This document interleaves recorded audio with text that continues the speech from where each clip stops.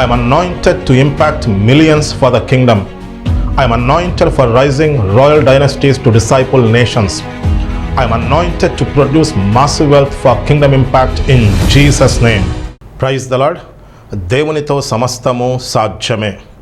మీరు బైబిల్లో చూసినట్లయితే ఎంత స్పష్టంగా రాయబడి ఉంటుందంటే, ఆయన పొందిన గాయముల చేత మీరు స్వస్థత నొందితిరి. మనము ఆల్రెడీ స్వస్థత పొంది ఉన్నామని రాయబడి ఉంటుంది. అలాగే దేవుడు మన కోసము శాపమై మనల్ని ధర్మశాస్త్రం యొక్క శాపం నుంచి విడిపించాడు. మీరు విశ్వాసంతో ఏకీభవించండి. నేను మీ గురించి ప్రార్థన చేస్తాను. యేసు ప్రభు శిలువలో చేసిన కార్యం ద్వారా అది ఎంత శక్తివంతమైందంటే మనల్ని ప్రతి బంధకాల నుంచి విడిపిస్తుంది. యేసు రక్తము ప్రతి పాపాల నుంచి, ప్రతి దోషాల నుంచి మనల్ని పవిత్రులుగా చేస్తుంది. మనం అద్భుతమైన కార్యాలు, స్వస్థత కార్యాలు పొందుకుంటాం. విశ్వాసంతో ఏకీభవించండి. నేను మీ గురించి ప్రార్థన చేస్తాను. ఖబరమ శాందర ఖబహర సాందర హకబయో శాందర రబ ఖరమో సాందల యంతర ఖబర హకరమ శాందల. మహాపరిశుద్ధుడ, సర్వశక్తి కలిగిన దేవ, ఎంతమంది అయితే విశ్వాసంతో వీక్షిస్తున్నారో వారి జీవితాల్లో అద్భుతమైన కార్యాలు జరిగించండి. బంధకాల నుంచి విడిపించండి. నడినెత్తి నుంచి అరికాల వరకు ముట్టండి. స్వస్థతనైనా జరిగించండి. వారి ఆత్మీయతలు తెరవ చేయండి. వాళ్ళు ఫలించి అనేక మందికి ఆశీర్వాదకరంగా మీ చిత్తాన్ని నెరవేర్చేవారుగా బలపరచండి. దరబో సహరఖ శాందర మాకో రబ సాందల మరహకాయ శాందల కమో రబ సాందర మాకో రహ శతర మకర సాందల మరకో హశాందల. దేవా, ఈ అద్భుతమైన కార్యాలు మీరు జరిగిస్తున్నందుకు వందనాలు. అనేక మంది జీవితాల్లో గొప్ప కార్యాలు జరిగిస్తున్నందుకు వందనాలు. ఈ కార్యక్రమాన్ని లక్షల మందికి ఆశీర్వాదకరంగా దీవిస్తున్నందుకు వందనాలు. మీ చిత్తాన్ని నెరవేర్చమని యేసు నామంలో అడిగి వేడుకుంటున్నాం తండ్రి, ఆమెన్. ఈరోజు మనం దేవుని కుమారులు అనే అంశాన్ని ధ్యానించుకుందాం. విశ్వాసంతో వీక్షించండి. ఈరోజు మీ జీవితం మారిపోతుంది ఖచ్చితంగా. బైబిల్ చూసినట్లయితే ఆది కాండము 1వ అధ్యాయము 26, 28 వచనాలు నేను చదువుతాను చూడండి. దేవుడు మన స్వరూపమందు మన పోలిక చొప్పున నరులను చేయుదము. వారు సముద్రపు చేపలను, ఆకాశ పక్షులను, పశువులను, సమస్త భూమి మీద ప్రాకు ప్రతి జంతువును ఏలుదురుగాక అని పలికెను. చూడండి, యేసు ప్రభు మనిషిని ఎలా సృజించాడు. దేవుడు ఏమంటాడంటే, మన స్వరూపమందు మన పోలిక చొప్పున నరులను చేయుదము. దేవుడు మనుషుల్ని తన స్వరూపమందు తన పోలికలో చేశాడు. అంటే మనం దేవుని పిల్లలం. దేవుడు ఎవరు? సమస్త సృష్టిని సృజించిన దేవుడు సమస్త సృష్టిని తన వాక్కు చేత నడిపిస్తున్నాడు. ఆ దేవుని పిల్లలం. దేవుడు మనిషిని సృజించి ఏం చెప్తున్నారు? వారు సముద్రపు చేపలను, ఆకాశ పక్షులను, పశువులను, సమస్త భూమిని అనే మాట ఉంటుంది. ఆ మాట మీరు అండర్లైన్ చేసుకోండి. సమస్త భూమిని దేవుడు మనిషి చేతకు అప్పగించాడు. భూమి మీద ప్రాకు ప్రతి జంతువుని ఏలుదురుగాక అని పలికెను. తర్వాత 28వ వచనం, దేవుడు వారిని ఆశీర్వదించెను. ఎట్లనగా, మీరు ఫలించి అభివృద్ధి చెంది విస్తరించి భూమిని నిండించి దాన్ని లోబరుచుకొనుడి. దేవుడు మనుషుల్ని ఆశీర్వదించాడు. ఆశీర్వదించి ఏం చెప్తున్నారు? మీరు ఫలించి అభివృద్ధి చెంది విస్తరించి భూమిని నిండించి దాన్ని లోబరుచుకోండి. అంటే భూమి మొత్తాన్ని ఏదైనా వనంగా మార్చండి. భూమి మొత్తాన్ని పరలోకంగా మార్చండి. మీరు నా పిల్లలు, భూమి మీద నా చిత్తాన్ని నెరవేర్చండి. దానికి కావలసిన సామర్థ్యము, అధికారము నేను మీకు ఇచ్చాను. అది దేవుడు చెప్పాడు. దేవుడు మన పట్ల అంత గొప్ప ఉద్దేశాలు కలిగి ఉన్నారు. అది మీరు అర్థం చేసుకుంటే మొత్తం మీ జీవితం మారిపోద్ది. మీకు అర్థమయ్యే భాషలో చెప్తాను చూడండి. మీరు నూతన నిబంధనలోకి వస్తే చూడండి, ఎంతమంది అయితే యేసు ప్రభువుని అంగీకరిస్తారో వారు దేవుని పిల్లలు అవటానికి అధికారము ఇవ్వబడింది. అంటే ఆదాము, అవ్వ వాళ్ళు తమకిచ్చిన ఆ గొప్ప అవకాశాన్ని పోగొట్టుకున్నారు. ఆ పోగొట్టుకున్న అవకాశాన్ని తిరిగి ఇవ్వటానికి యేసు ప్రభు ఈ లోకానికి వచ్చారు. యేసు ప్రభుని ఎందరైతే అంగీకరించారో వారు దేవుని పిల్లలు అవటానికి అధికారము ఇవ్వబడింది. మీకు కొన్ని ఎగ్జాంపుల్స్ చెప్తాను చూడండి. ఏదైనా ఒక ధనవంతుని కుమారుడు ఉన్నారు. ఆయన పెద్ద business man, wealthy business man. ఆయన కుమారుడు అంటే ఒక ప్రత్యేకత ఉంటుంది. ఇంకో ఎగ్జాంపుల్, చీఫ్ మినిస్టర్ ఉన్నారు. చీఫ్ మినిస్టర్కి ఒక కుమారుడు ఉంటే ఆ కుమారునికి ఒక స్పెషాలిటీ ఉంటుంది, ప్రత్యేకత ఉంటుంది. మరి మనం దేవుని పిల్లలం. ఒకసారి ఆలోచించండి. మీరు బైబిల్ ఇలా చదివి ఉంటారు. యేసు ప్రభు వంశావళి గురించి మాట్లాడుతూ ఆదాము దేవుని కుమారుడు. మన వాళ్ళు బైబిల్ ఎలా చదువుతారంటే ఆదాము దేవుని కుమారుడు, అదేదో చిన్న విషయంలో చదివేస్తారు, దాని గురించి ఏం ఆలోచించరు. ఆదాము దేవుని కుమారుడు అన్న విషయం అర్థం చేసుకోవడానికి ఈ జీవితం సరిపోదు. అది చిన్న విషయం కాదు. చీఫ్ మినిస్టర్ కుమారుడు అంటే ఒక స్పెషాలిటీ ఉంటుంది, ఒక ప్రత్యేకత ఉంటుంది. పెద్ద బిజినెస్ మ్యాన్ కుమారుడు అంటే ఒక స్పెషాలిటీ ఉంటుంది, మీ అందరికీ తెలుసు. దేవుని కుమారుడు అంటే మరెంత స్పెషాలిటీ ఉంటుంది. దేవుడు సమస్త సృష్టిని సృజించాడు. ఆయన రాజులకు రాజు, సమస్త సృష్టిని ఆయన పరిపాలిస్తున్నాడు. దేవుని కుమారుడు అంటే ఎంత ప్రత్యేకత ఉంటుందో తెలుసా? మనందరం దేవుని పిల్లలం, దేవుని కుమార్తెలు, దేవుని కుమారులు. ఆ ఒక్క విషయం మొత్తం ఈ జీవితాన్ని మార్చేస్తుంది. దేవుడు సమస్త భూమిని మనిషి చేతికి పెట్టారు. ఎందుకో తెలుసా? రాజుల రాజు, సమస్త ప్రపంచాన్ని పరిపాలించే రాజు తన పిల్లల గురించి ఎలా ఆలోచిస్తాడు? తనలాగే ఉండాలి, తనలాగే ఏలి పరిపాలించాలనుకుంటారు. అందుకనే దేవుడు భూమిని, దానిలో ఉన్న సమస్తాన్ని చేసి సమస్త భూమిని మనిషి చేతిలో పెట్టేశారు. మీరు చూడండి, ఆదికాండం 1వ అధ్యాయం 26వ వచనంలో ఉంటుంది, దేవుడు మన స్వరూపమందు మన పోలిక చొప్పున నరులను చేయుదుము, వారు సముద్రపు చేపలను, ఆకాశ పక్షులను, పశువులను, సమస్త భూమిని. చూసారు ఎంత స్పష్టంగా ఉందో? సమస్త భూమిని దేవుడు తన పిల్లల చేతికి ఇచ్చాడు. మరి రాజులకు రాజైన దేవుడు అలాగే ఆలోచిస్తాడు. మన పట్ల అంత గొప్ప ఉద్దేశాలు కలిగి ఉన్నాడు, ఉన్నతమైన ఉద్దేశాలు కలిగి ఉన్నాడు. ఆదాము దేవుని కుమారుడు అంటే అంత అర్థం ఉంది. ఆ పోగొట్టుకున్న మొత్తాన్ని యేసు ప్రభు మనకు తిరిగి ఇచ్చాడు. వాళ్ళు దేవుని మాట వినకపోవటం వల్ల అపవాది మాయలో పడి సమస్తాన్ని కోల్పోయారు. దేవుడు చేయొద్దన్న పని చేసినప్పుడు మొత్తం పోగొట్టుకున్నారు, అంటే నీతిని పోగొట్టుకున్నారు. యేసు ప్రభువు ఈ లోకానికి వచ్చి సిలువలో చేసిన కార్యము ద్వారా మనం పోగొట్టుకున్న నీతిని మరలా తిరిగి మనకిచ్చారు. యేసు ప్రభువు చేసింది అదే పని. దేవుడు ఉచితంగా నీతిని మనకిచ్చాడు, నీతిని దానంగా మనకిచ్చాడు. ఇప్పుడు మనం దేవుని పిల్లలుగా మార్చబడ్డాం. ఎందరైతే యేసు ప్రభువుని అంగీకరిస్తారో వారు దేవుని పిల్లలు అవటానికి అధికారము ఇవ్వబడింది. దేవుని పిల్లలంటే మొత్తం నీ జీవితం, నీ పరిస్థితులు అన్నీ మారిపోయినాయి. నువ్వెవరు? సమస్త సృష్టిని సృజించిన దేవుని కుమారుడు, దేవుని కుమార్తెవు. మొత్తం నీ తలంపులు, నీ ఆలోచనలు మారిపోవాలి. యేసు ప్రభువుని అంగీకరించినప్పుడు ఏం జరుగుతుందో చెప్పమంటారా? మన ఆత్మ జీవాన్ని పొందుకుంటుంది, మన ఆత్మ నూతన సృష్టిగా మార్చబడుతుంది. మనం అనేది 3 పార్ట్లుగా ఉంటాం, అది బైబిల్లో ఉంది. Soul, spirit, body. ఇంగ్లీష్ బైబిల్లో ఉంటుందన్నమాట. మన ఆత్మ ఉంది, బయట శరీరం ఉంది. ఆ రెండిటికి మధ్యలో మనస్సు అని చెప్పి తెలుగు బైబిల్లో ఉంటుంది. మీ మనస్సు మారి నూతన మగుట వలన రూపాంతరం చెందండి అని బైబిల్లో చాలా స్పష్టంగా రాయబడి ఉంది. అంటే మనం యేసు ప్రభువుని అంగీకరించినప్పుడు పాతవి గతించను, ఇదిగో క్రొత్తవాయను. ఏది కొత్తగా మారింది? మన ఆత్మ జీవాన్ని పొందుకుంది, మన ఆత్మ నూతన సృష్టిగా మార్చబడింది. ఇప్పుడు మన మనస్సు మారి నూతనం అవ్వాలి. అంటే ఏంటంటే మనం లోకానుసారంగా ఆలోచించకుండా దేవుని వాక్యం ధ్యానించి దేవునితో సహవాసం కలిగి దేవుడు మన గురించి ఏం చెప్తున్నాడో దానికి తగ్గట్టుగా మన మనస్సు, మన ఆలోచనల్ని మార్చుకోవాలి. అది మనం చేయాల్సిన పని. తెలుగు బైబిల్లో ప్రాణాత్మ దేహములు, ఇంగ్లీష్ బైబిల్లో సోల్, స్పిరిట్, బాడీ. మనం మార్చుకోవాల్సింది ఏంటంటే మన ఆత్మ నూతన సృష్టిగా మారింది, మన ఆత్మ జీవాన్ని పొందుకుంది. మన మనస్సు మార్చుకోవాలి. మన మనస్సు మార్చుకుని దేవుడు మన గురించి ఏ గొప్ప ఉద్దేశాలు కలిగి ఉన్నాడో, దేవుడు మన గురించి ఏ గొప్ప ప్రణాళిక కలిగి ఉన్నాడో వాటిని తెలుసుకుని మనం దేవుని చిత్తాన్ని నెరవేర్చాలి.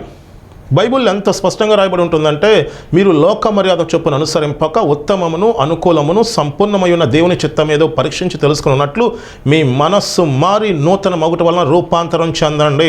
మీ ఆత్మ నూతన సృష్టిగా మార్చబడింది, మీ ఆత్మ జీవాన్ని పొందుకుంది. ఎందుకంటే యేసు ప్రభు సిలువలో చేసిన కార్యము ఎంత శక్తివంతమైంది అంటే మొత్తం ఆ జీవోత్సవంలో ఉన్న మన జీవితంలోకి దేవుని యొక్క వెలుగు వచ్చింది, మన ఆత్మ జీవాన్ని పొందుకుంది. ఇప్పుడు మనం ఏం మారాలి? మన మనస్సు మారాలి, మన ఆలోచన విధానం మారాలి. లోకానుసారంగా కాకుండా దేవుని చిత్తానుసారంగా మారాలి. దేవుడు మన పట్ల గొప్ప ఉద్దేశాలు కలిగి ఉన్నారు. మనిషి ఏ స్థాయికి దిగజారిపోయారంటే అపవాది అబద్ధాలు విని విని విని అపవాది అబద్ధానికి జనకుడు. లోకం పరిస్థితులు చూస్తూ, లోకానుసారంగా ఆలోచిస్తూ, లోకంలో మాటలు నేర్చుకొని, లోకంలో ఎక్కువ అపవాది మాటలు ఉంటాయి, అపవాది మాయ, అపవాది భ్రమ, అపవాది అబద్ధాలు ఉంటాయి. అవన్నీ వినేసి దేవుని పిల్లలు ఏం చెప్తున్నారు తెలుసా? నేను ఎందుకు పనికిరాను అని చెప్తున్నారు. నేను ఎందుకు పనికిరాన్న విషయాన్ని చాలా గొప్పగా చెప్తున్నారు. ఎంత దారుణంగా మారిపోయింది పరిస్థితి. వాస్తవంగా మనం ఎవరం? వాస్తవంగా దేవుడు మన గురించి ఎంత గొప్పగా ఆలోచిస్తున్నాడు. దేవుడు అంటాడు, రండి మన పోలిక మన స్వరూపమందు నరులను చేద్దాము. దేవుడు మనిషిని తన పోలిక తన స్వరూపమందు చేశారు. మనం దేవుని పిల్లలం. దేవుని పిల్లలంటే అది ఆషామాష విషయం కాదు. నేను ముందే చెప్పాను, ఈ ఒక్క విషయం అర్థం చేసుకోవడానికి మీ జీవితమే సరిపోదు. ఒక ధనవంతుని కుమారుడు అంటే ఒక ప్రత్యేకత ఉంటుంది, ఒక స్టేటస్ ఉంటుంది. ఒక చీఫ్ మినిస్టర్ కుమారుడు అంటే ఎంత ప్రత్యేకత ఉంటుందో మీకు తెలుసు. మరి దేవుని కుమారుడు అంటే ఎంత ప్రత్యేకత ఉండాలి? యేసు ప్రభు శిలువలో చేసిన కార్యం ద్వారా ఏం జరిగిందో తెలుసా? మొత్తం మార్చేశాడు దేవుడు. మనము దేవుని పిల్లలు అవటానికి అధికారం మనకి ఇవ్వబడింది. ఇప్పుడు నువ్వు లోకం మాటలు నమ్మి, లోకం విషయాలు అంగీకరించి, లోకం విషయాల్లో బాగా తేరిపోయి అవన్నీ నమ్మేసి కూర్చున్నారు అందరూ. అవన్నీ నమ్మేసి దేవుని వాక్యాన్ని నమ్మలేకపోతున్నారు. దేవుని వాక్యం చాలా కొత్తగా వింతగా ఉంటుంది. దేవుడు గొప్ప కార్యాలు చేస్తాడంటే వింతగా ఉంటుంది వీళ్ళకి. నువ్వు చేయాల్సింది ఏంటంటే ప్రతిరోజు దేవునితో సహవాసం చేయాలి, దేవుని వాక్యాన్ని ధ్యానిస్తూ ప్రార్థన చేయాలి. కొంత టైం అయ్యేసరికి ఏమవుతుందంటే నీ మనస్సు మారుతుంది, నీ ఆలోచనలు మారుతాయి. నువ్వు బయట ఉన్న పనికిమాలిన విషయాలు వినవు, అంగీకరించవు. నా జీవితం అలాగే మారింది. తప్పిపోయిన కుమారుడు గురించి చూడండి. తను తండ్రి దగ్గర నుంచి బయటకు వెళ్ళిపోతాడు. తండ్రి దగ్గర ఎంతో గొప్ప జీవితం ఉంది. మనకు మన తండ్రి దగ్గర గొప్ప జీవితం ఉంది, పరలోకపు తండ్రి. ఆ గొప్పతనం తెలుసుకోకుండా తప్పిపోయిన కుమారుడు చేసింది ఏంటంటే తనకు రావాల్సింది తీసుకుని వెళ్ళిపోతాడు, లోకంలోకి వెళ్ళిపోతాడు. లోకంలోకి వెళ్ళిపోతే లోకంలో శాపం ఉంది, లోకంలో అపవాది భ్రమ, మాయ, అబద్ధాలు అన్నీ ఉన్నాయి. ఆ లోకంలోకి వెళ్ళిపోయి ఆ భ్రమలో, ఆ మాయలో జీవించి మొత్తాన్ని పోగొట్టుకున్నాడు. పోగొట్టుకుని ఇక్కడ ఆస్తిని పోగొట్టుకోవటం ఒకటి, తను ఏ స్థాయికి దిగజారాడో చూడండి.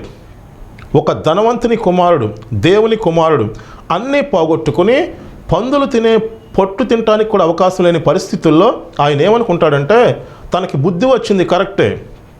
తర్వాత ఏమంటాడు? తనంట కుమారుడు కాదంట, తను ఒక పనివాడంట. ఆ స్థాయికి దిగజారిపోయాడు. యేసు ప్రభు ఆ ఉపమానం ఊరికే చెప్పలా.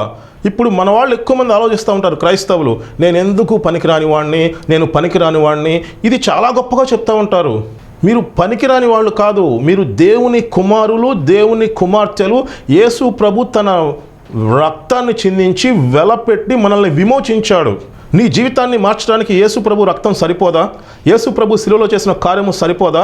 యేసు ప్రభు శిలువలో చేసిన కార్యము ఎంత శక్తివంతమైందంటే ప్రతి బంధకము, ప్రతి సమస్య, ప్రతి ఊబి, ప్రతి బలహీనత అన్నిటి నుంచి నువ్వు బయటకు వచ్చేస్తావు. మొత్తం నీ జీవితం, నీ పరిస్థితులు మారిపోతాయి.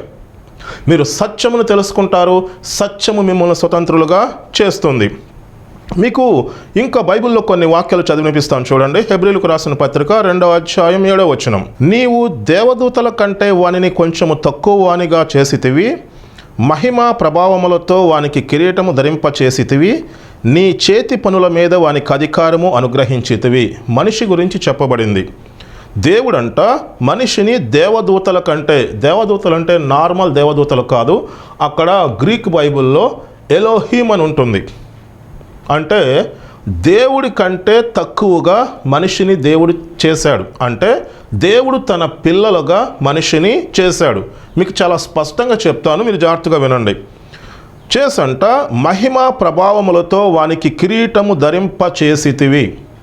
మనిషికి దేవుడు మహిమ ప్రభావములతో కిరీటాన్ని ధరింపచేశాడు. దేవుడు చేసిన పని మీద మనిషికి అధికారం ఇచ్చేశాడు. సమస్త భూమిని మనిషి చేతిలో పెట్టేశాడు. మనిషి పర్మిషన్ లేకుండా అపవాది భూమి మీదకి రాలేడు.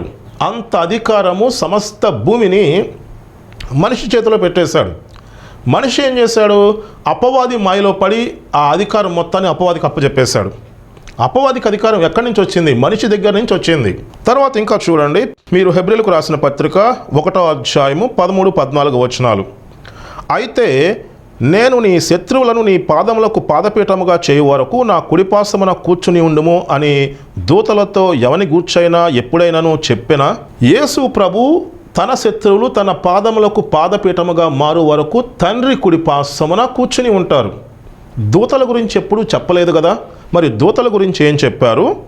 14వ వచనం, వీరందరూ రక్షణయు స్వాస్థ్యము పొందబో వారికి పరిచారము చేయుటకై పంపబడిన సేవకులైన ఆత్మలు కారా. దేవదూతలంట రక్షణ స్వాస్థ్యము పొందబో వారికి పరిచారము చేయుటకై పంపబడిన సేవకులైన ఆత్మలు. మనం ఏం పొందుతాం?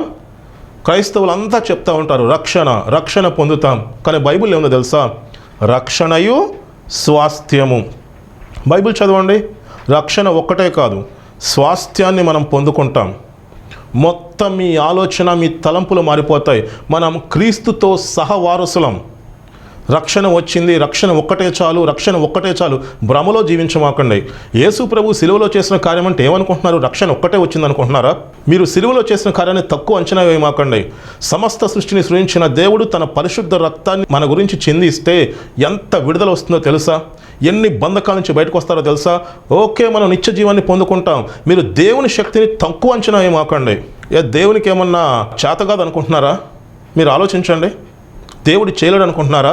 దేవుడు మిమ్మల్ని మీ బంధకాల నుంచి విడిపించలేడు అనుకుంటున్నారా? మీరు సిలువ శక్తిని ఎందుకు తక్కువ అంచనా వేస్తారు? యేసు ప్రభు సిలువలో చేసిన కార్యం ద్వారా ఎంత శక్తి విడుదలవుతుందో ఆ విషయాన్ని తెలుసుకుంటే మొత్తం మీరున్న పాటున మీకున్న బంధకాలు, మీకున్న సమస్యలు, మీరున్న ఊబి నుంచి బయటకు వచ్చేస్తారు. అపవాది భ్రమలో జీవిస్తున్నారు. మనం దగ్గరలో ఈస్టర్, గుడ్ ఫ్రైడే చేసుకుంటాం. ఆచారాలు పాటిస్తూ ఏదో జీవిస్తున్నారు. అపవాది మాయలో నా జీవితం ఇంతే, నేను ఎందుకు పనికిరాను. నువ్వు యేసు ప్రభువుని అంగీకరిస్తే ఆయన కుమారుడు అవటానికి, ఆయన కుమార్తె అవటానికి అధికారం ఇవ్వబడింది. నువ్వు ఒక్కసారి ఆయన కుమారుడు అంటే ఏమవుతుందో తెలుసా? అన్ని బంధకాలు తెగిపోతాయి. దేవుడు మనల్ని అంధకార సంబంధమైన అధికారం నుంచి విడిపించి తన కుమారుని యొక్క రాజ్య నివాసులుగా చేశాను. అంధకార సంబంధమైన లోకం నీ మీద ఉన్న అధికారాన్ని కోల్పోయింది. ఆ బంధకాలని దేవుడు తెంచేశాడు. ఆ ఊబి నుంచి దేవుడు నిన్ను బయటకు లాగేశాడు. ఇప్పుడు మనము రక్షణ స్వాస్థ్యము మనకుంది. హల్లెలూయా.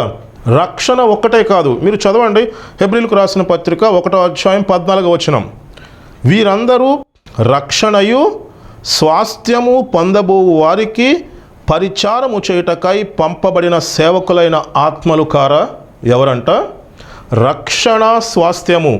మనకు రక్షణతో పాటు స్వాస్థ్యం వస్తుంది, రక్షణతో పాటు గొప్ప విడుదల వస్తుంది, రక్షణతో పాటు గొప్ప ఆశీర్వాదం వస్తుంది, రక్షణతో పాటు స్వస్థత వస్తుంది, రక్షణతో పాటు నీ స్టేటస్ మారిపోతుంది, నీ ఆత్మ జీవాన్ని పొందుకుంటుంది. ఇప్పుడు మనం దేవుని పిల్లలం. మన స్టేటస్, మన పరిధి, మన లిమిట్ మొత్తం మారిపోతుంది. అంత శక్తి విడుదలైంది సిలువలో నుంచి. ఎంత శక్తి అంటే ఈ జీవితం సరిపోదు. యేసు ప్రభు సిలువలో చేసిన కార్యం ద్వారా ఎంత శక్తి విడుదలైందంటే అది నువ్వు తెలుసుకుంటే నీకున్న అన్ని బంధకాల నుంచి నువ్వు బయటకు వచ్చేస్తావు. కాబట్టి నిన్ను అపవాది మాయలో ఉంచుతున్నాడు. ఆచారం పాటిస్తూ బంధకాల్లో, సమస్యలో, ఊబిలో జీవిస్తున్నారు. ఇంకా మనం చూడండి, ఎఫెసీయులకు రాసిన పత్రిక 2వ అధ్యాయం 7వ వచనం, క్రీస్తు యేసునందు మనలను ఆయనతో కూడా లేపి పరలోకమందు ఆయనతో కూడా కూర్చుండబెట్టాను. ఆయన కుడిపార్శ్వమున కూర్చుండబెడతానని చెప్పి దూతలతో ఎవరికైనా దేవుడు చెప్పాడా? ఎవ్వరికి చెప్పలా. దూతలెవ్వరూ ఆయన కుడిపార్శ్వమున కూర్చోరు. ఆయన కుడిపార్శ్వమున కూర్చునేది యేసు ప్రభు. ఇప్పుడు చూడండి ఇంకొక విషయం. యేసు ప్రభు అంట మనల్ని క్రీస్తుతో పాటు జీవింపచేసి ఆయనతో కూడా కూర్చుండబెట్టారు. యేసు ప్రభుతో పాటు ఇప్పుడు తండ్రి కుడిపార్శ్వమున మనం కూర్చుని ఉన్నాం. మీకు అర్థమైందా? తండ్రి తన పిల్లల్ని అంత గొప్పగా చూసుకుంటాడు. తండ్రి తన పిల్లల పట్ల అంత గొప్ప ఉద్దేశాలు కలిగి ఉంటాడు. ఒక రాజులకు రాజు తన పిల్లల పట్ల ఎంత గొప్ప ఉద్దేశాలు కలిగి ఉంటాడంటే, ఆ రాజులకు రాజు, సమస్త సృష్టిని సృజించిన దేవుడు, మన తండ్రి మనల్ని సృజించబోయే ముందు మన కోసం భూమిని, దాని మీద ఉన్న సమస్తాన్ని చేసేసి, సమృద్ధిని ఏర్పాటు చేసేసి 6వ రోజు అప్పుడేమంటాడంటే, రండి మన పోలిక చొప్పున మన స్వరూపమందు నరులను చేద్దాము. దేవుడు తన పిల్లల్ని సృష్టించాడు. ఎంత అధికారం అంటే తండ్రి కుడిపార్శ్వమున యేసు ప్రభుతో పాటు మనల్ని కూర్చొనబెట్టారు. అంత అధికారము, అంత ఘనత, అంత మహిమ, అంత గొప్ప అవకాశం యేసు ప్రభు సిలువలో చేసిన కార్యం ద్వారా మనకు వస్తే మేమెందుకు పనికిరాము, మేమేం చేయలేము, మేము అనాథలము, దేవా నువ్వు రావా, మేము అనాథలుగా ఉన్నాం, ఈ సమస్యలు మేము తట్టుకోలేము, ఏదో రకంగా పరలోకి వెళ్ళిపోతాం. అపవాది మాయలో జీవిస్తున్నారు. మీరు అపవాది మాయలో నుంచి బయటకు రండి. దొంగతనము, హత్య, నాశనము, చెడుదప్పు మరి దేనికి రాడు. అపవాది మాయలో జీవించేస్తున్నారు క్రైస్తవులు ఎక్కువ మంది. ఆదాము అవ్వ వారి జీవితాన్ని చూడండి. సమస్త భూమిని ఆదాము అవ్వ చేతిలో దేవుడు పెట్టాడు. సమస్తాన్ని దేవుడు తయారు చేశాడు. సృష్టించిన తర్వాత సమస్తాన్ని ఆదాము అవ్వ చేతిలో పెడితే అపవాది మాయలో పడి మొత్తాన్ని కోల్పోయారు. మీకు ఒక డౌట్ రావచ్చు, ఆదాము అవ్వ ప్లేస్లో నేను ఉంటేనా అసలు నేను కరెక్ట్గా ఉండేవాడిని అని మీకు ఏమైనా డౌట్ వస్తే నేను చెప్తాను. యేసు ప్రభు సిలువలో చేసిన కార్యము ద్వారా ఆదాము అవ్వకు ఎంత గొప్ప అవకాశం ఉందో అంతకన్నా గొప్ప అవకాశం మనకుంది. అంతకు మించి చాలా గొప్ప అవకాశం ఉంది. దాన్ని ఏమాత్రం నువ్వు ఉపయోగించుకున్నా? ఆదాము తన అవకాశాన్ని ఉపయోగించుకోలేదు. ఆదాముని దేవుడు ఉన్నత స్థానంలో ఉంచాడు. ఆదాము అపవాది మాయలో ఉండి మొత్తాన్ని పోగొట్టుకున్నాడు. నేనైతే అలా చేయను అని చెప్పే నువ్వు యేసు ప్రభు సిలువలో చేసిన కార్యం ద్వారా మనకి ఎంత గొప్ప అవకాశం వచ్చిందో తెలుసా? నువ్వు అపవాది మాయలో పడి మొత్తాన్ని వదిలేసావే. నేను పనికిరాను, నేను అనాథగా ఉన్నానని చెప్పి పాటలు పాడుతూ ఉంటారు కదా. దేవుడేమో నేను మిమ్మల్ని అనాథలుగా వదలను అని చెప్పి బైబిల్లో ఉంది. నువ్వు అది నమ్ముతావా? నేను అనాథలని పాటలు పాడతావా? ఏ భ్రమలో జీవిస్తున్నారు మీరు? అపవాది మాయలో ఆత్మీయ నేత్రాలు మూసుకుపోయి సమస్యల కింద, బంధకాల కింద జీవించేస్తున్నారు.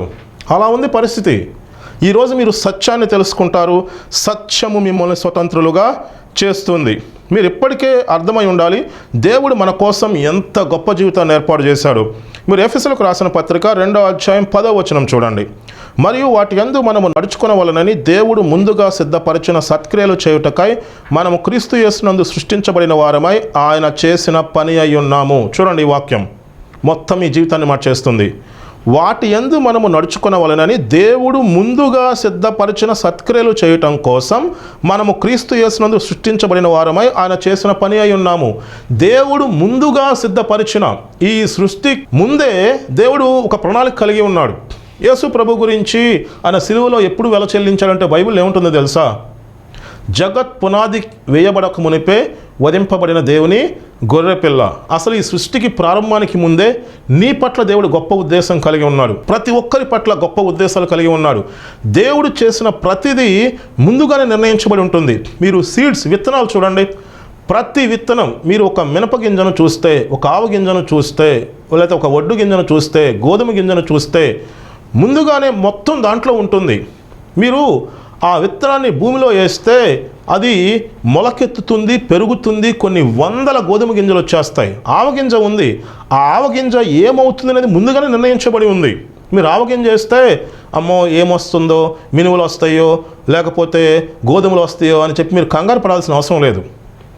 దేవుడు అన్నీ ముందుగానే సిద్ధపరిచాడు. ఆవగింజ ఇలా మొలకెత్తుతుంది, అది అలా మహావృక్షం అవుతుంది. దేవుడు ముందుగానే ఏర్పాటు చేశాడు. మీరు మామిడికాయ తింటారు, ఒక టెంక ఉంటుంది. ఆ టెంకలో మహావృక్షం ఉంది. దాన్ని నాటితే కొంతకాలం అయ్యేసరికి అది కాస్త మహావృక్షం అయిపోతుంది. అలా ప్రతి విత్తనం గురించి దేవుడు ముందుగానే సిద్ధపరిచాడు. విత్తనం గురించే దేవుడు ముందుగా సిద్ధపరిస్తే నీ గురించి, నా గురించి ఎన్ని సిద్ధపరిచి ఉండాలి? ఎందుకో చెప్పనా? మనం ప్రత్యేకించబడిన వారం, మనం దేవుని పిల్లలం. అసలు మనం భూమి మీద పుట్టక ముందే, ఈ జగత్తుకి పునాది వేయబడక ముందే మన కోసం దేవుడు గొప్ప ఉద్దేశాలు కలిగి ఉన్నారు. వాటిని చేయటం కోసం మనం సృష్టించబడ్డాం. మనుషులేమో దేవుని మాట వినకుండా అపవాది మాటలు విని అపవాది మాయలో జీవించేస్తున్నారు. అబద్ధాలు విని విని విని విని ఒకసారి చూడండి, ఒక దేశాన్ని పరిపాలిస్తున్న రాజు కుమారుడు అబద్ధాలు విని, మాయ మాటలు విని విని నేను పనికిరాను, నేను ఎట్లా బతుకును, నా పరిస్థితి ఏంటి, నాకు అసలు డబ్బులు ఉంటాయా లేవా, నేను ఎన్ని ఇబ్బందులు పడాలో, ఈ బలహీనతలు ఎట్లా పోతాయి, ఇవన్నీ మాట్లాడితే ఏమనుకుంటారు మీరు? ఒక విషయం తెలుసు, ఆ దేశం మొత్తాన్ని పరిపాలిస్తున్న రాజు కుమారుడు ఆయన అట్లా మాట్లాడితే పిచ్చి అనుకుంటారు. మరి మీరు ఎలా మాట్లాడుతున్నారు? మనం ఎవరమో తెలుసా? దేవుని పిల్లలం. ఆ ఒక్క మాట మీ జీవితాన్ని మార్చేస్తుంది. చాలా క్యాజువల్గా చదివేస్తారు, ఆదాము దేవుని కుమారుడు, అంతే, సింపుల్. అది సింపుల్ ఎలా అవుతుంది? యేసు ప్రభు సిలువలో చేసిన కార్యము ద్వారా మనము దేవుని పిల్లలవటానికి అధికారం ఇవ్వబడింది. అందరూ చదివారు కానీ దాని గురించి ఆలోచించరు. సింపుల్. తర్వాత దేవా నేను పనికిరాను, దేవా నేను ఏం చేయలేను, దేవా నాకేం వద్దు. అపవాది మాయలో పడిపోయి ఏమీ చేయకుండా, ఏమాత్రం ఇన్ఫ్లుయెన్స్ చేయకుండా, ఎవరి జీవితాల్లో ప్రభావం చూపించకుండా, జీవితాలని వెలుగులోకి నడిపించకుండా, బంధకాల నుంచి జనాల్ని విడిపించకుండా, జనాలు బంధకాల్లో సమస్యలో ఊబిలో మగ్గిపోతున్నారు. ఇదంతా అపవాది మాయ. అబద్ధానికి జనకుడు. అబద్ధాలు చెప్పి చెప్పి ఆదాము జీవితాన్ని సర్వనాశనం చేశాడు. అదే పని అపవాది చేస్తున్నాడు. ఇప్పుడు కూడా అబద్ధాలు చెప్పి చెప్పి మీరు లోకం విషయాలు తెలుసుకుంటూ ఉండండి. చాలా స్టేటస్గా ఫీల్ అవుతూ ఉంటారు క్రైస్తవులంతా. ఏం స్టేటస్ అంటే బైబిల్ చదవకుండా, దేవుని గురించిన సత్యాన్ని చదవకుండా, లోకం విషయాలు బాగా తెలుసుకుంటూ అన్ని విషయాలు తెలుసుకుని ఎందుకు పనికి రాకుండా పోతారు. అది స్టేటస్గా ఫీల్ అవుతారు. లోకం విషయాలు తెలుసుకోవాలంట, నాలెడ్జ్ తెలుసుకోవాలంట. నీ నాలెడ్జ్ ఎంతవరకు పనికి వస్తుంది? లోకంలో ఎంత నాలెడ్జ్ ఉన్నా ఈ రోజు వరకు ఏం జరుగుతుందో చెప్పగలవు నువ్వు. దేవుడు ఈ రోజు కాదు, అసలు నీ జీవితం మొత్తం ఎలా ఉంటుందో చెప్పగలడు. ఆయన ఆది అంతమై ఉన్నాడు, ఆల్ఫా ఓమేగా. దేవునికి సమస్తము తెలుసు. బైబిల్ ఎప్పుడైనా చూసారా? ఆది మొదటి నుంచి చివరి వరకు ఉంటుంది. దేవునికి మొత్తం తెలుసు. ఈ లోక జ్ఞానాన్ని దేవుడు వెర్రితనంగా చేశాడు. ఎంతవరకు తెలుస్తుంది నువ్వు ఈ లోక జ్ఞానాన్ని తెలుసుకుంటే? దేవుడు కదా నీ జీవితాన్ని మార్చేది. అంత గొప్ప ఉద్దేశాలు దేవుడు కలిగి ఉన్నాడు. ఒకసారి మీరు ఆలోచించండి. ఈ వాక్యాన్ని మరలా వినండి, అనేక మందికి షేర్ చేయండి. మనం మామూలు మనుషులం కాదు, దేవుని శక్తి మనలో పనిచేస్తుంది. యేసుప్రభు అంటారు, మీరు ఎక్కడికి వెళ్ళొద్దు, పైనుంచి శక్తిని పొందుకునే వరకు యెరూషలేములో వేచి ఉండండి. ఎందుకంటే మనం యేసుప్రభుని అంగీకరించినప్పుడు మన ఆత్మ నూతన సృష్టిగా మార్చబడింది. మన ఆత్మ జీవాన్ని పొందుకుంది. మన ఆత్మతో దేవుని ఆత్మ కనెక్ట్ అవుతుంది. క్రీస్తును మృతులలో నుండి లేపిన వాని ఆత్మ మీలో నివసించిన ఎడల, ఆ దేవుని ఆత్మ మనలో నివసిస్తే మనలో ఉన్న అన్ని బంధకాలు, మృతతుల్యమైన మన శరీరాన్ని జీవింపచేస్తుంది. అన్ని బంధకాలు తెంచుకుని బయటకు వచ్చేస్తాం. అన్ని సంఖ్యలు, అపవాది మలినము, అపవాది మాయ నుంచి మనం బయటకు వచ్చేస్తాం. సత్యాన్ని తెలుసుకుంటాం. అన్ని బంధకాలు. అది ఎంత శక్తివంతమైందంటే, యేసు ప్రభు శిలువలో చేసిన కార్యము ఎంత శక్తివంతమైందంటే, నువ్వు తెలుసుకుంటే ఆన్ ది స్పాట్ అన్ని బంధకాలు, అన్ని పరిస్థితులు, అంత ఊబి నుంచి బయటకు వచ్చేస్తావు నువ్వు. దేవుని శక్తి నీలో పనిచేస్తుంది. దేవుడు నీకు త్రోవలు సరళం చేస్తాడు. నీ పట్ల గొప్ప ఉద్దేశాలు కలిగి ఉన్నాడు. అది నేర్చుకోండి మీరు. మహాపరిశుద్ధుడా, సర్వశక్తి కలిగిన దేవా, ఈ వాక్యం వీక్షిస్తున్న ప్రతి ఒక్కరూ అపవాది మాయ నుంచి విడుదల పొంది సత్యాన్ని తెలుసుకోవాలి. వాళ్ళు మీ మాట వినటానికి ఇష్టపడితే మీరు వారి ఆత్మీయతలు తెరవ చేస్తారు. మీరు మా కోసం ఎంత గొప్ప కార్యాలు సిద్ధపరిచారో అవి కంటికి కనపడలేదు, చెవికి వినపడలేదు, మనుష్య హృదయమునకు గోచరం కాలేదు. ప్రతి ఒక్కరూ తెలుసుకునేలా వారి ఆత్మీయతలు తెరవ చేయమని యేసు నామములో అడిగి వేడుకుంటున్నాం తండ్రి. ఆమెన్.